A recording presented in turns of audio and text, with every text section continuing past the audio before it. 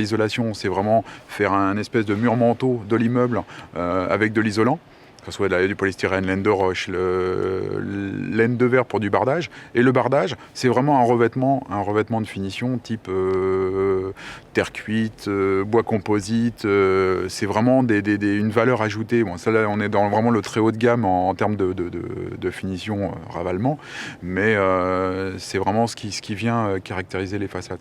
Les ravalements de façade, il y en a plusieurs types. Le gros du métier, c'est vraiment rénover, embellir du patrimoine, que ce soit de l'immeuble, du très gros qu'on fait. On est là pour développer vraiment des gros marchés. On est structuré pour des gros marchés.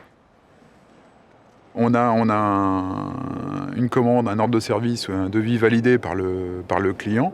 Architecte, on est contacté, on vient faire une première réunion. Dans le déroulé, on s'organise, on prépare le chantier avec les différents acteurs. On vient préparer le chantier, on vient faire les réunions dans le but d'optimiser le démarrage. Après, on vient poser un échafaudage. Nous, notre corps de métier, c'est vraiment l'échafaudage de pied. On a quelque chose comme 110 ou 120 000 m² d'échafaudage de pied qui nous appartient en propre. C'est ce qui fait un petit peu notre force à l'heure actuelle sur le marché parisien.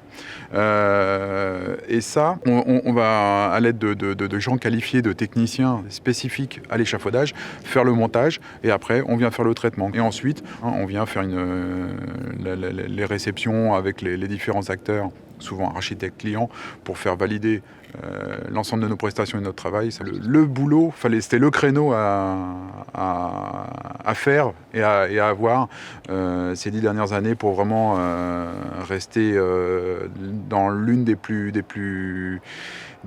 le top 10 des sociétés de ravalement à l'heure actuelle.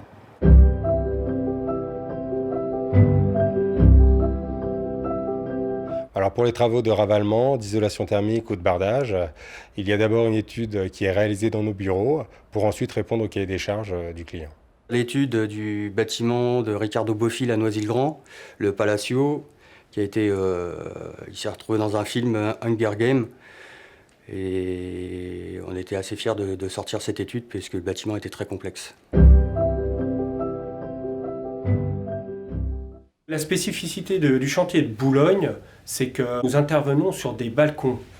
Et nous intervenons sur des balcons dont on doit modifier les protections, les garde-corps de ces balcons.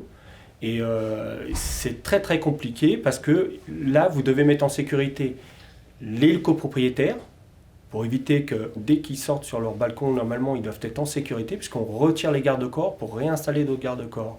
C'est un travail très très particulier, mais qu'on a l'habitude de faire à la CEF.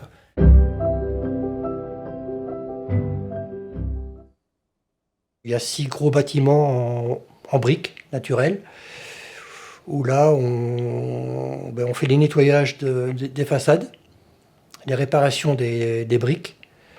On refait également partiellement la toiture. Le primordial sur un chantier, c'est la sécurité. Voilà, le montage de l'échafaudage, comment elle est montée.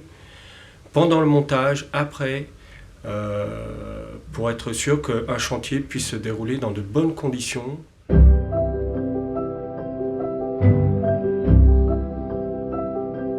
L'avantage des nacelles, c'est le gain de temps, donc un gain économique pour le client, car il n'est pas nécessaire de faire un montage d'échafaudage de plusieurs semaines pour une simple opération de nettoyage de quelques jours. De plus, c'est très peu intrusif. Les échafaudages sont adaptés en fonction du bâtiment et suivant la nature des travaux à réaliser. Nous avons des échafaudages tubulaires, en nacelle et en plateforme. On s'adapte à la demande du client et également suivant son budget.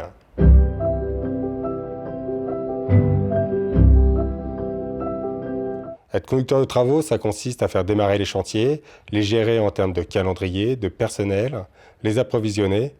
Nous les surveillons régulièrement, autant pour vérifier l'état d'avancée des travaux que pour la sécurité.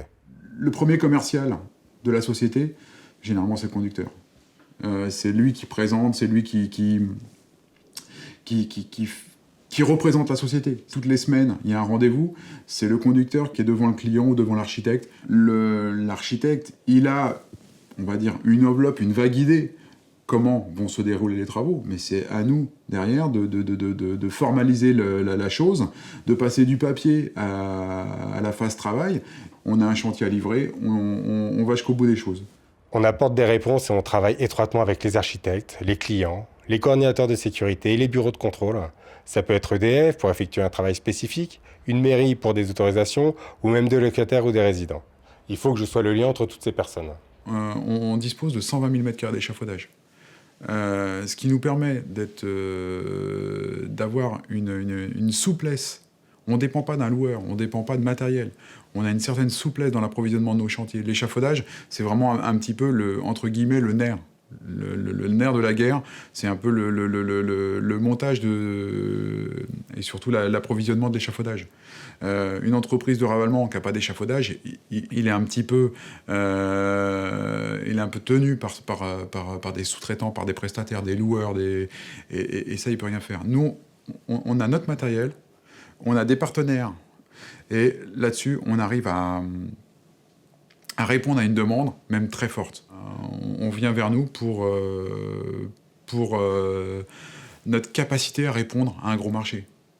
Et c'est pour ça que les gros marchés nous intéressent. On est structuré pour ça.